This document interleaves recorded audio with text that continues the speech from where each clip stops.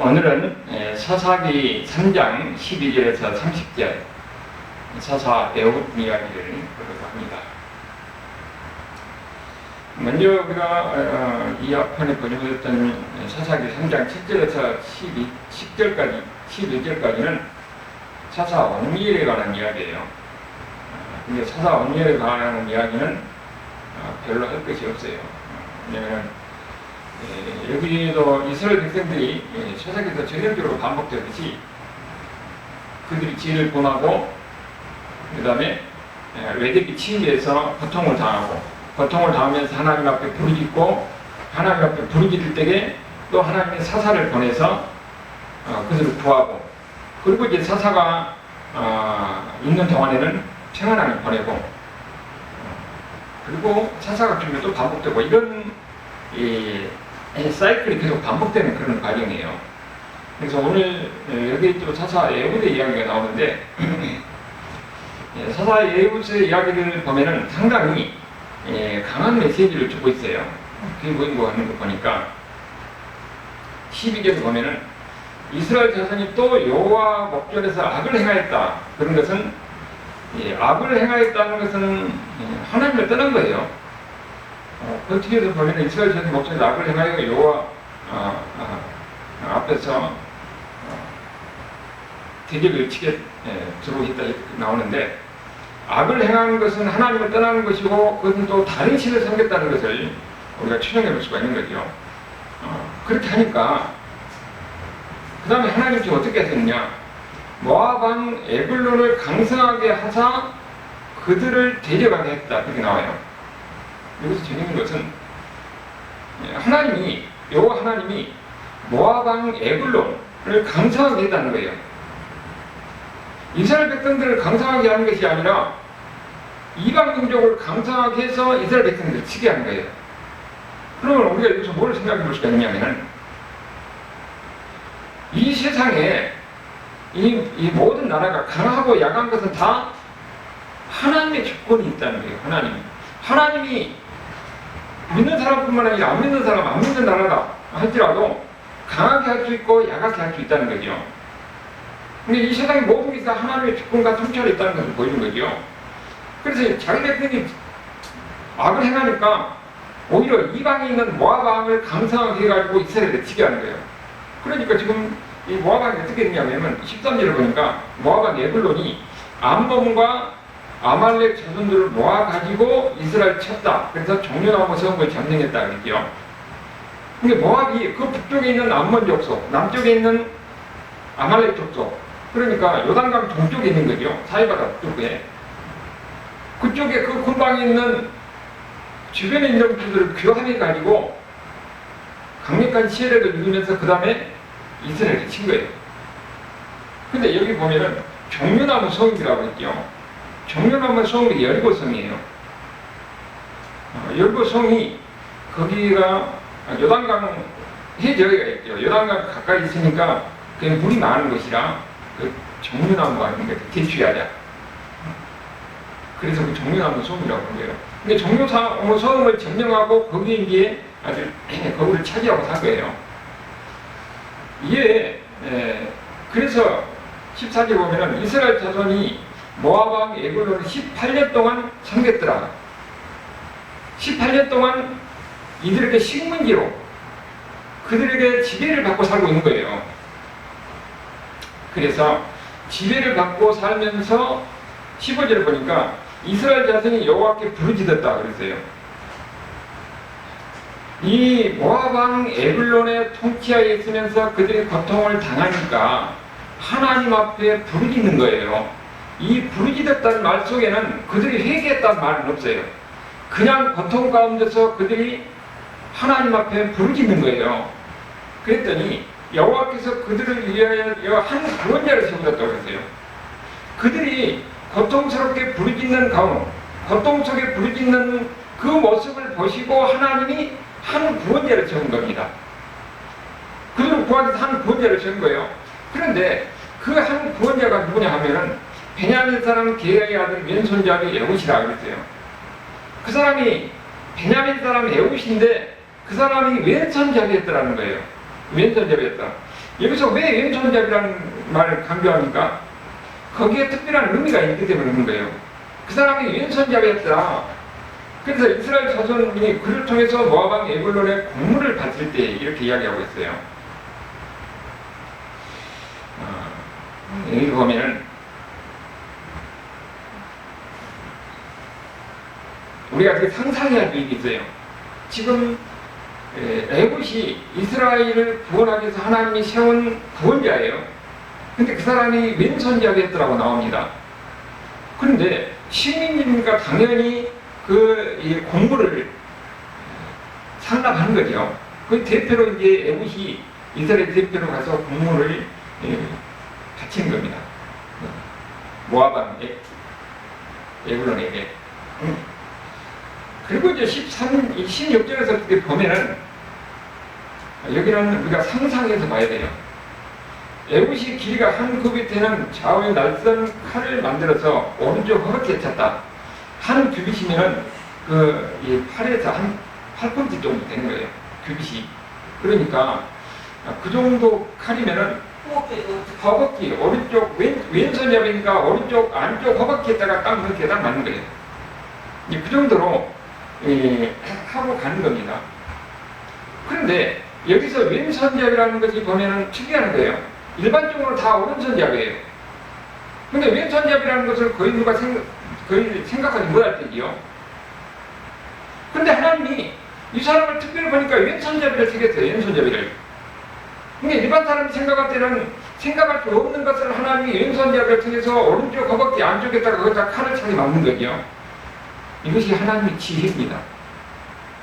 하나님의 지혜는 아무리 인간이 어떻게 하려고 해도 하나님의 지혜를 이길 수가 없는 거예요. 결국 그가 왼손잡이라는 거죠. 그러니까 베냐민 족속 속에서는 우연히 보면 왼손잡이들이 많은데 여기 왼손잡이들 왼손이 잘 된 사람이 있어요. 그러니까 네가 왕 앞에 나갈 때는 이쪽에서요. 왕이니까 거기에 다 또 보면은 경험도 있고 다 그런 거죠. 그런데 경험들이 왕 앞에 나갈 때는 나름대로 검사할 것 아니에요. 그러면은 일반적으로 오른손에 칼을 드니까 왼쪽을 다 이렇게 검사하고 그러는데 나름대로 검사할 텐데 오른쪽 허벅지 안쪽까지는 생각을 못했던 것 같아요. 그러니까 지금 공물을 받는데 그래서 오른쪽 허벅지에 차고 근데 공물을 모압 왕 에글론에 바치는데 에글론이 위에 비둔한 자 있더라 그랬어요. 여기서 보니까 왕을 여기서 비둔한 자라고 표현하고 있어요. 이게 뚱뚱하다는 말이잖아요. 그러니까 고대 사회에서는 먹고 살기가 힘들기 때문에 일반적으로 뚱뚱한 사람은 거의 없어요.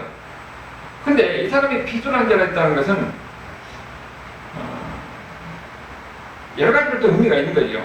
여기가 비둔한 자라 해가지고 조롱하는 그런 의미도 있고 그를 어떻게 보면은 탐욕에 가득 차 있는 이런 모습도 거기서 우리가 상상해 볼 수가 있는 거예요. 왜냐하면은 다 이스라엘 백성들을 휘어들고 있는데 완전히 착취했고 혼자 잘 먹고 그러면서 많은 것을 누리고 하니까 완전히 피곤하게 되는 거죠.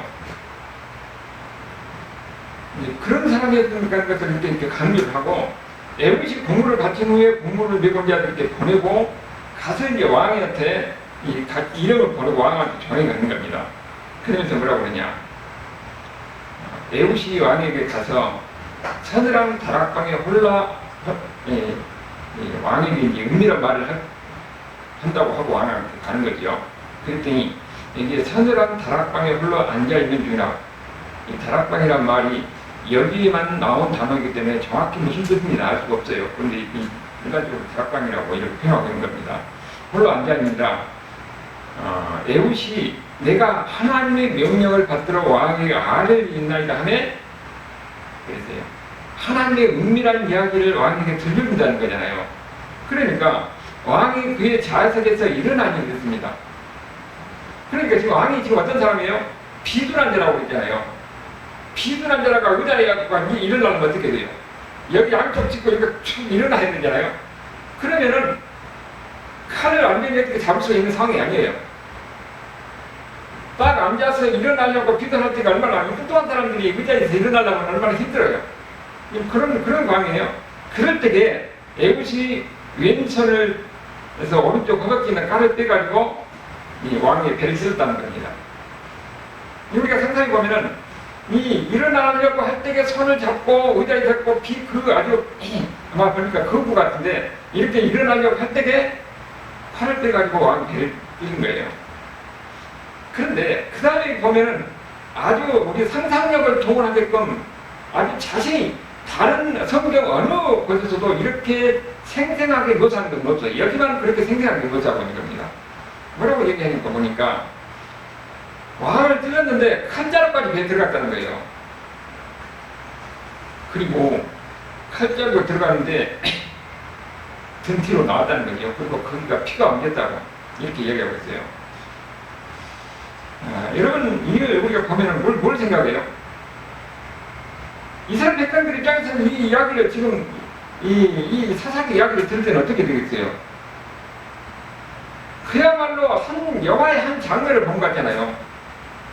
우리가 어떤 이 서부 영화를 보면은 막 하다가 나중에 지금 마지막 장면에 이 나쁜 사람이 죽을 때 되니까 총을 막 여러 발 맞고 나서 이 죽는 장면을 슬로우 비디오를 막 이렇게 막 쫙 보여주잖아요. 그런 통쾌한 장면이 지금 여기가 바로 그거예요. 이스라엘을 지배하고 18년 동안 학대했던 이 에브론이 하나님 보는 구원자 에봇이 칼로 찔러서 이 그야말로 배가 칼 자루까지 들어가고 등뒤에 나왔는데 얼마나 비둘했으면 이 그야말로 기립덩이가 그 칼자루 뒤에 엉겨 있더라. 이런 장면을 보고 이스라엘 백성들이 어떻게 되냐는 거예요. 상당히 그런 가운데 이게 죽이고 나서 에봇이 다 문을 잠갔다고 그랬죠. 에봇이 나간 후에 신하들이 들어와서 다락문이 잠겼음을 보고 근데 문을 다 잠겨버리고 계속 안 나오는 거예요. 안 나오니까 왕이 이 서늘한 방에서 그의 발을 가리운다, 똥눈다는 거죠. 영들을 보고 있다는 거예요. 그렇게 생각하고 있는 거예요. 그리고 오래 기다려도 왕이 다락문을 열지 아니하느니라 이열죄를 가지고 여러 번 뒤 그들이 군주가 땅에 엎드려진 것을 엎드려 죽었더라 그랬어요. 그런데 여기는 우리 말에는 안 나오는 거죠. 여러 번즉 그 다음에 뭐냐면은 히브리어는 히네이 그런 말이에요. 그런 말이 있어요. 짠 하는 말이에요. 킹제임스 성경에는 비홀드라고 나오는 거예요. 그러니까 이 오늘 잠깐 그 며칠을 가지고 열어보니까 짠 하고 다 보인 거예요. 그 왕이 죽어있는 장면을 그 신하들이 다 보고 있는 겁니다. 그러니까 이렇게 표현하는 것은 뭐냐면은 이스라엘 백성들이 봤을 때에 원수가 죽어있는 장면을 이렇게 짠 하고 보이는 거예요. 그러면 이 이스라엘 백성들을 보고 무엇을 느꼈겠어요? 그런 가운데서 그들 왕이 죽어있는 겁니다. 그럴 때에 에봇은 그를 피해서 도망을 갔어요. 도망을 가서 에브라드 산지에서 나팔을 해서 이스라엘 백성들 다 모아가지고 내려와서 28절 보니까 여호와께서 너희 원수들을 모압의 손에서 너희에게 넘겨주느니라 하면서 이들을 모아가지고 가서 이제 싸우러 간 거예요. 그러면서 요단강 맞은편 모압 맞은편 요단강 나루를 장악해서 한 사람도 건너지 못하고 그때 죽인 사람이 10,000명이나 되었더라 하는 게 이야기 나오는 거죠. 그리고 결국은 모압을 다 물리친 겁니다. 전쟁에서 승리하는 거죠. 에봇의 인도하에서 이스라엘 백성들이 연합해가지고 거기에 있는 이 모압의 세력들을 다 물리친 겁니다. 그리고 그 땅에 80년 동안 평온이 있었더라. 이런 얘기를 하고 있어요. 우리가 여기서 보면은 이 이야기가 이 사사기 내용이 설교를 하기는 별로 내용이 별로 없어요.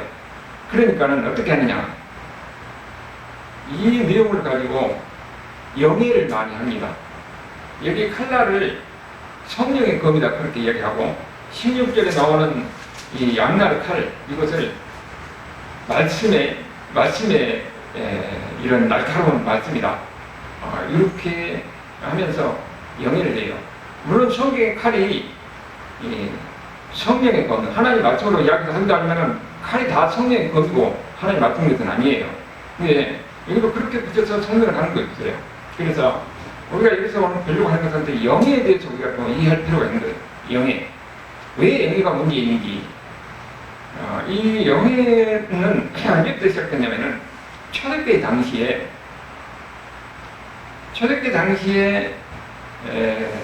성경 해석에 대해서 두 가지 학파가 있었어요. 하나는 안디옥 학파가 있었고 하나는 알렉산드리아 학파가 있었어요. 안디옥 학파는 성경을 본문 그대로 해석을 하려고 해요. 그리고 역사적인 배경을 통해서 성경을 해석하려고 합니다. 그런데 알렉산드리아 학파는 그게 뭐냐? 알렉산드리아 영예를 하는데 안디옥 학파는 나중에 3.1체 논쟁 때 그때 이단으로 몰려가지고 안디옥 학파가 역사에서 사라집니다. 그게 아시는 거죠. 그런데 알렉산드리아 학파는 그 당시에 대표적인 사람이 오리겐인데 오리겐은 완전히 영예한 사람이에요. 영예의 대가예요. 그러니까 그 이후에 오리겐을 딴 사람들은 다 성경을 어떻게 했냐? 영예를 하는 거예요. 근데 오리겐이 대표적으로 그 영예한 부분이 어디냐면은 이 선한 사마리아인의 이야기를 그 영예를 합니다. 그래서 거기 보면 여관 주인은 예수님이고 두 데나리온은 어떤 사람은 신약과 구약이라고 하고 어떤 사람은 뭐 성경과 성령이라고 이렇게 이야기하고 말씀과 성령이다 이렇게 얘기하는 사람도 있고 어느 것이 맞냐 다 틀린 거예요. 그렇게 해석을 하는 것이 오리겐이 그렇게 해석했어요. 그렇게 영예를 해가지고 그렇게 본문하고 관계없이 그렇게 이를 붙여가지고 이야기하는 거죠. 그리고 또 하나는 보면 에스겔서 47장에 보면은 거룩한 환상이 나와요. 거룩한 강에 관한 환상이 나오는데 그 에스겔서 41장에 보면은 거기에서 성전에서 문이 나옵니다. 성전에서 물이 나와요. 물이 성전에서 물이 나와가지고 이 밖으로 이제 스며드는데 그것이 3절에서 보니까 42장 3절을 보면은 물이 발목까지 차지요. 철책을 측량해서 물이 건너가기 위해서 발목까지 오더라. 천천히 400m니까 이 발목까지 차고 그 다음에 4절을 보면은 무릎까지 물이 차고 그 다음에 4절 후반절을 보니까 허리까지 차더라 이렇게 나오는 거죠. 그러다가 어떻게 되면은 이미 강에 물이 다 가득해서 사람이 건널 수 없을 정도로 물이 차더라 이렇게 나와요.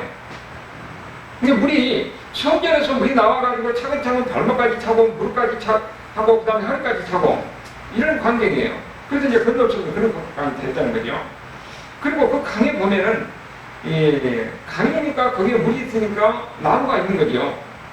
근데 8절 보면은 그가 내게 이르시되 이 물이 어떻게 되면은 이 바다로 흘러가가지고 바다의 모든 이 생명을 살리는 거예요. 근데 여기에 대해서 보면은 영예를 하는데 우리나라에서 한동안 계속 그런 설교가 있었어요. 발목신앙, 무릎신앙, 허리신앙 이렇게 이야기를 하는 겁니다. 발목신앙은 교회를 다니는 신앙이고 무릎신앙은 기도하는 신앙, 허리까지 하는 거 허리신앙은 헌금하는 신앙, 그 다음에 머리까지 다 차는 것은 모든 걸 바치는 신앙. 이렇게 영예를 하는 것이 한동안은 우리나라에서 봉사를 전통해서 유행했다는 겁니다. 그런데 여기서 이야기하는 것은 성전에서 물이 나와서 만물을 소생하게 하는 그런 생명수를 이야기하는 거예요. 성전에서 물이 나와서 바다의 모든 생명을 다 살리듯이 만물을 살리는 그 환상을 하나님이 에스겔에게 보여준 거예요. 근데 이것이 원래는 어디서 나오냐 하면은 에덴 동산에서 나온 거예요. 그 에덴 동산에서 보니까 어떻게 됩니까? 에덴 동산이 왜 거기가 산이냐? 거기서 물이 내리니까. 에덴 동산에서 물이 흘러서 다르게 내려가잖아요. 그런데 그 에덴 동산에서 물이 흘러서 온 천지를 나가는데 그 에덴 동산에 물이 나오는데 그 물로 인해서 됩니까? 그 주변에 생명수가 있으니까 생명나무가 거기서 자라는 거죠. 그런 광경이 지금 에스겔을 통해서 보여주고 하나님이 에스겔을 통해서 환상을 보여준 것은 앞으로 또 다시 이런 일이 있을 것이라는 거예요. 에덴 동산에서 보여줬던 그 생명수를 인해서 그야말로 생명나무가 열리고 만물이 소생하는 이런 역사가 있다는 것을 에스겔에게 환상해서 앞으로 미래에 이런 일이 있을 것이라는 것을 하나님이 보여준 거예요. 그래서 성전에서 물이 나와서 만물을 소생시키는 것이다. 그런데 그 물이 처음에는 작게 발목을 차고 그 다음에 무릎을 차고 그 다음에 허리까지 차서 완전히 나중에는 온 세상을 뒤덮여서 만물을 소상하게 할 것이다 하는 것을 이야기하고 있는 거예요. 그런데 이것을 말하려고 하는데 이와 비슷한 것을 우리가 성경에서 어디서 보냐면은 씨 뿌리는 뒤에서 보잖아요. 괴라시도 그렇고 누룩도 그렇고 처음에는 시작은 아주 미약해요. 작아요. 그런데 나중에 보면은 그 아직 말씀이 흥황하게 되는 것을 보는 거죠. 그러니까 이 말씀이 바로 그런 말씀이에요. 강이 성전에서 물이 나와서 발목까지 차고 무릎까지 차고 허리까지 차고 그리고 물이 불어나서 이제 온 세상을 뒤덮는 이런 역사가 있을 것이라는 걸, 앞으로 있을 것이라는 것을 우리가 보여주는 거죠. 근데 그 물에 대해서는 예수님을 통해서 그것이 이루어져요. 예수님이 성전이고 또 예수님이 전하는 말씀이 뭐니까 생명수가 되는 겁니다.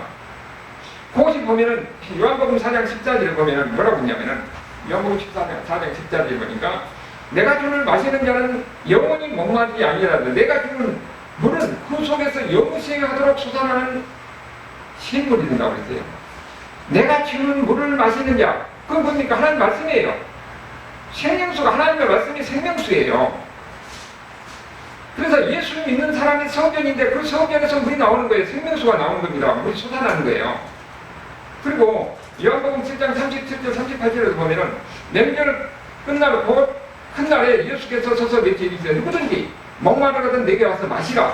날 믿는 자는 성경의 이름과 같이 그 배에서 생수강이 흘러나오리라. 여기 생수강이 흘러나오리라. 그것이 에스겔서에 보면 생명수예요. 거기 이 에덴 동산에서 흐르는 그 생명수가 지금 예수님이 뭐라고 할까요? 예수님 안에서 그럼 이루어진 거예요. 예수님이 성전인데 예수 믿는 사람이 성전입니다. 왜냐하면 성령이 그 안에 계시니까. 그리고 그 예수님을 통해서 무엇이 나옵니까? 하나님 말씀이 나오는 것이죠. 결국 그렇게 해가지고 세상을 뒤덮이는 겁니다. 팔이 가지고.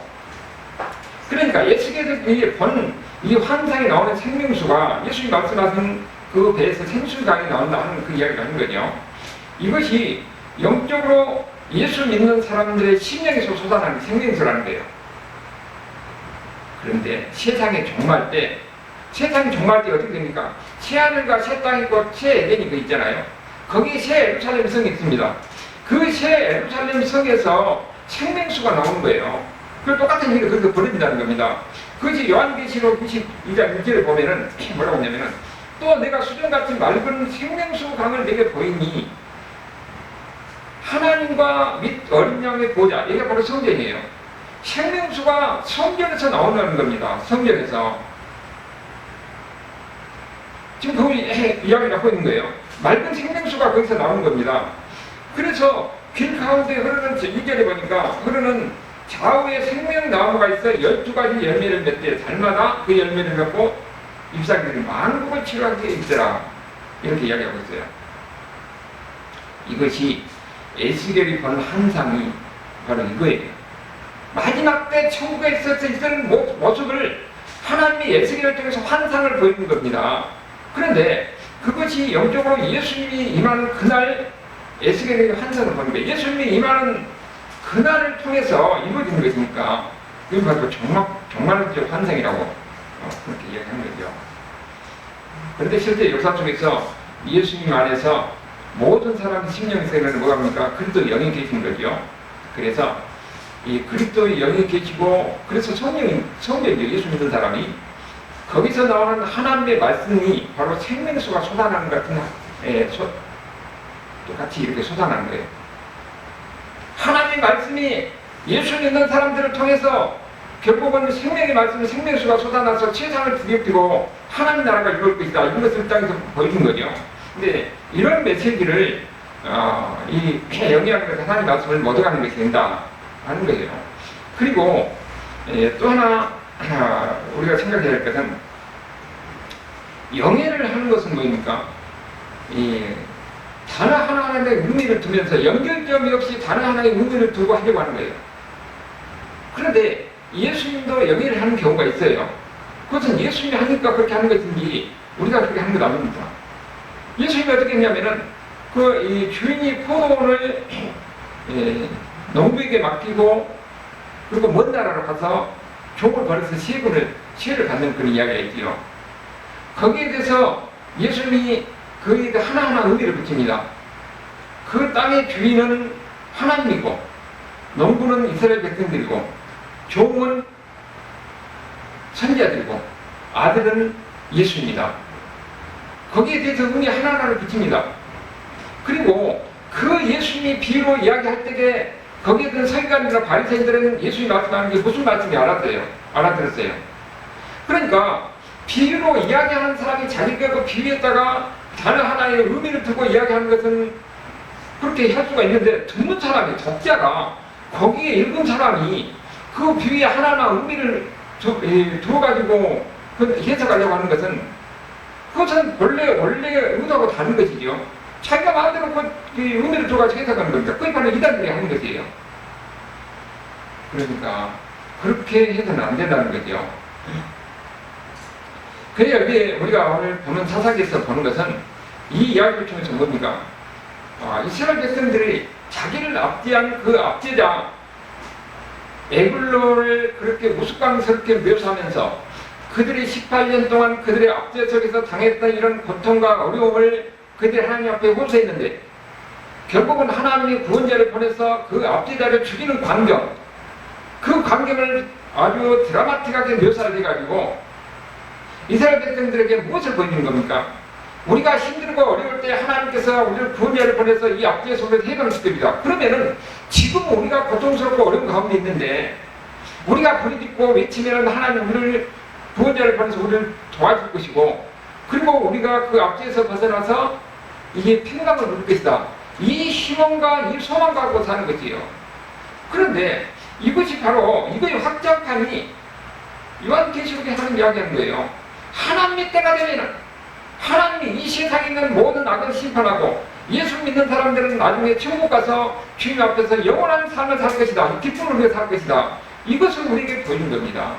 그러니까 성경을 통해서 이야기하는 것은 거기서 하나님이 우리에게 준 메시지가 뭐냐, 그게 하나님이 어떤 분이냐, 그것을 발견하고 그것을 이해하는 게 중요해요. 그런 가운데서 우리가 희망을 얻고 소망을 갖고 사는 겁니다. 이런 은혜가 함께하기를 주님의 이름으로 축원합니다. 아멘.